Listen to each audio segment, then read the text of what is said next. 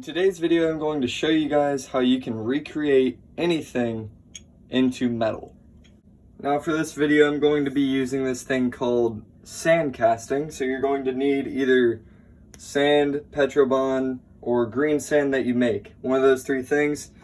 And you'll need 2 flasks, which are basically just boxes that come together like this. And they'll come together so that you have a parting line right there. All that. They don't have to be metal, of course. I've made them out of wood before. I have videos on that. Basically, my entire channel is based on sand casting. This video is really for either explaining to people what I do and explaining it to people who want to try doing it. So, in today's video, I'll actually be making some of these metal. So I guess I'll just take off the ribbon from these and then I'll be back. Alright, so now that I've done that, we are left with what I like to call the patterns, what everybody likes to call the patterns.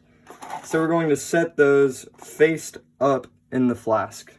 And this will be the side with holes in it, not the side with these prongs in it, alright?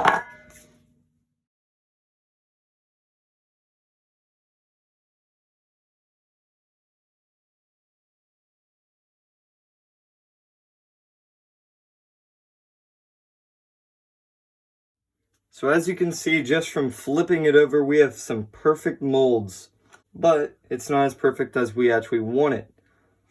So what we're going to do is put this top mold on there, right here. We're going to try to slide this in here, as perfect as possible. Now we don't exactly want the backside. Like, we're fine without having the backside of the coin, or the metal. But, for this demonstration, I want to show how you can have a flat back instead of having a pretty bad backside, you know? Alright, so keep those in there, even if they fall out. Most likely they probably won't fall out, don't be worried. That just means that your pattern's a little bit more complex.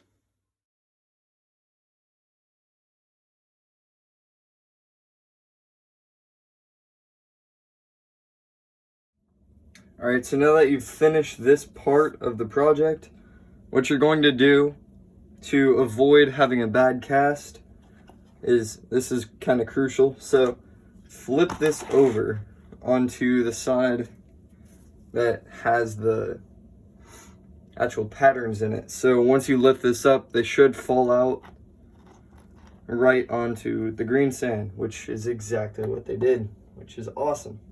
Starting off pretty basic. It gets a lot harder the more complex your molds are. These may look complex because of all this, but the extrusions in the actual mold are really shallow, so they show up. So the higher extrusion you make, the more likely it is you'll get green sand stuck inside of those. Alright, so now you're at the more fun part of mold making. So I'm taking this copper tube that I got at Home Depot. I actually melted most of this, but I kept this. And I'm going to move this over to the side that has the indentions in it. I'm going to put a sprue right here. That's what you call it, is a sprue. So you slide that down in. I'm going to make another one opposite to that.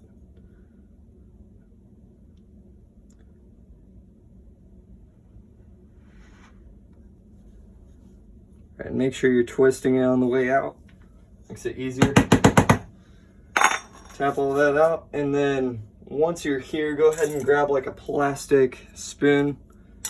I have that and a knife, but I'm not using a plastic knife because I don't want to.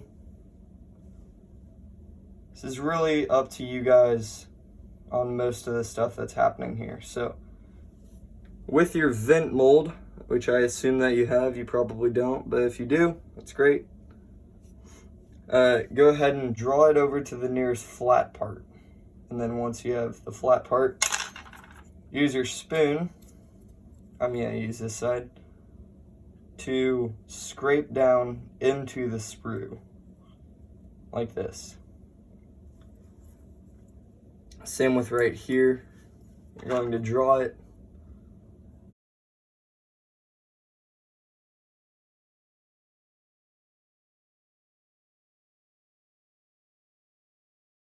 So then we're going to make the bridge from here to here. You're actually done with your mold making. All you have to do now is, I'm just gonna flip it over because it's easiest to do that. Shoot. Alright, that's alright. I don't need those pieces anyway. I might go back and make it.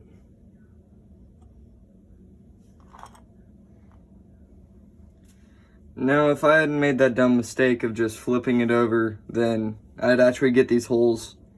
Or I could redo it, which I don't feel like doing right now, so I'm not going to. Because these pieces are worthless to me, but for yours, just think about what you're doing before you do it.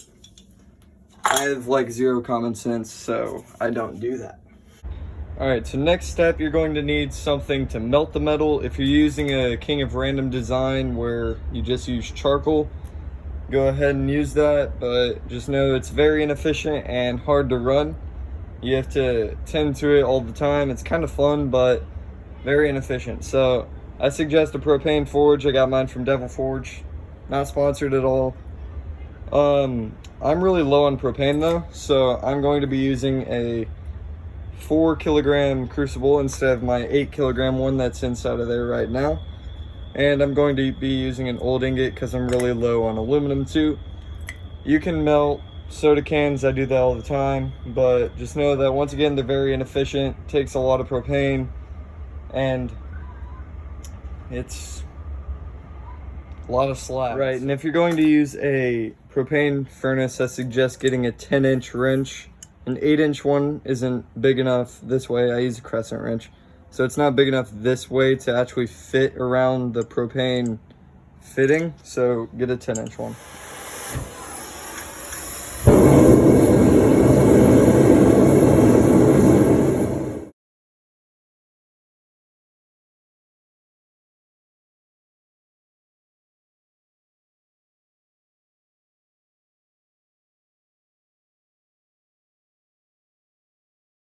All right, so I'm back the next day with the new tank.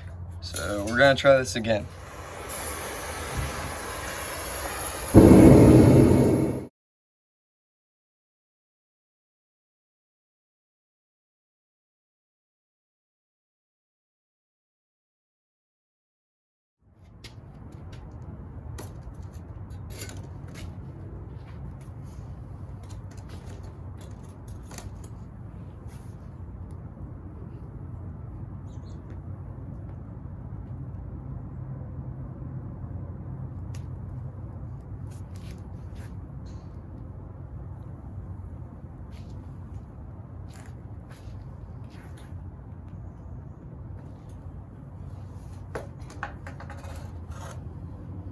This.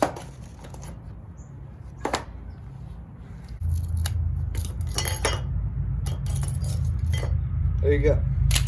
So like I said, you're definitely not going to get these little pieces right here. Or I won't, because of how I did it, and the sand just fell out the back. So yeah, these top pieces, that's about all you're not going to get if you do what I did. I guess we'll get the ingot out too.